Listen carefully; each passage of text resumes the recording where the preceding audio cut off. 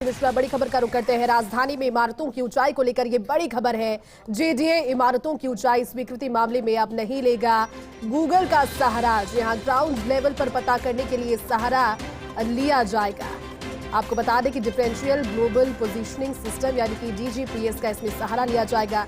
JDA और airport authority of India के अधिकारियों की बैठक हुई है और संयुक्त बैठक में अथॉरिटी ने इमारतों की ऊंचाई के लिए इस नए नियम को लागू किया है, जिसमें नया colour coding zone map CCZM भी लागू किया गया और इसके चलते इमारतों की ऊंचाई आ रही पहले से कम, जबकि इससे पहले CCZM 2017 लागू था।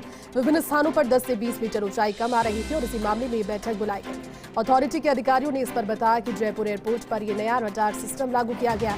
ज्यादा जानकारी के साथ सहयोगी अभिषेक श्रीवास्तव जुट गए। अभिषेक, जयपुर एयरपोर्ट पर अब से ये नया रडार सिस्टम लागू किया गया है, जिसकी वजह से CCZM अब से एग्जिस्टेंस में होगा। क्या जानकारी इसको लेकर, क्या बदलाव किए गए?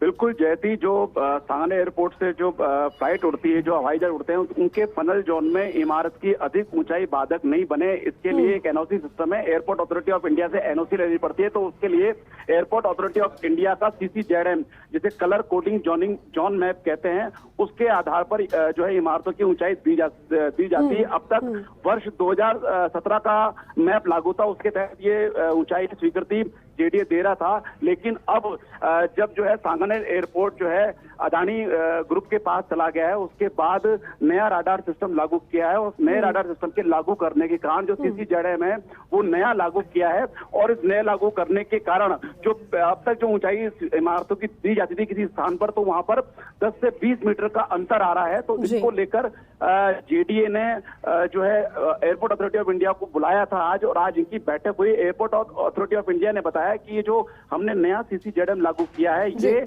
ऊंचाई के अंतर की वजह नहीं है, जबकि असली वजह यह है कि जो गूगल ने जो ग्राउंड लेवल जो है उसको बदल दिया है।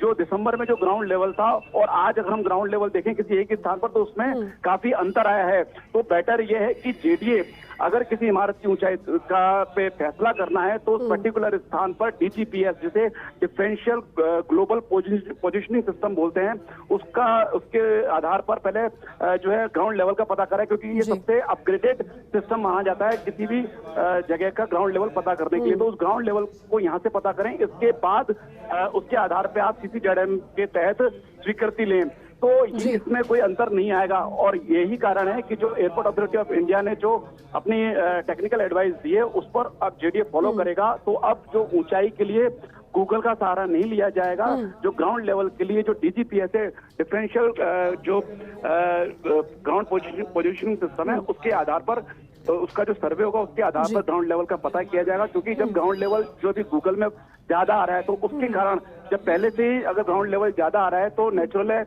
ऊंचाई उस पर्टिकुलर स्थान पर कम मिलेगी। तो यही कारण है कि अब जो DGPS है उसके सर्वे के आधार पर ग्राउंड लेवल पता किया जाएगा और ये सारी चीजों की, क्योंकि जो एयरपोर्ट अथॉरिटी ऑफ इंडिया ने जब ये CCZM सिस्टम लागू किया तो एक लेटर भी जेडीए को भेजा।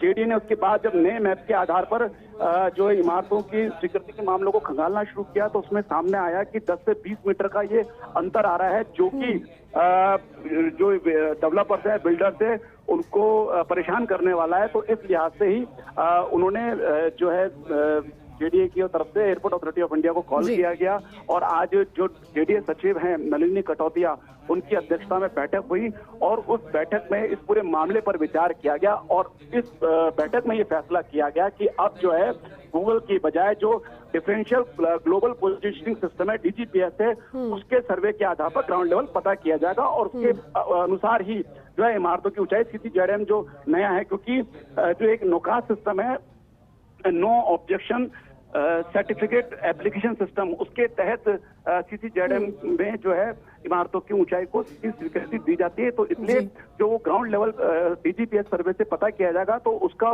CCZM से कोरिलेशन करके एक्चुअल हाइट किसी प्रस्तावित इमारत की निकाली जाएगी। और एयरपोर्ट अथॉरिटी ऑफ इंडिया का ये दावा है कि ऐसा अगर जेडीए करता है तो पिछली जो ऊंचाई और अब की ऊंचाई में किसी तरह का कोई अंतर नहीं आएगा और जो है चीजें बहुत आसान हो जाएंगी। ठीक है अभिषेक, शुक्रिया पूरी जानकारी के लिए।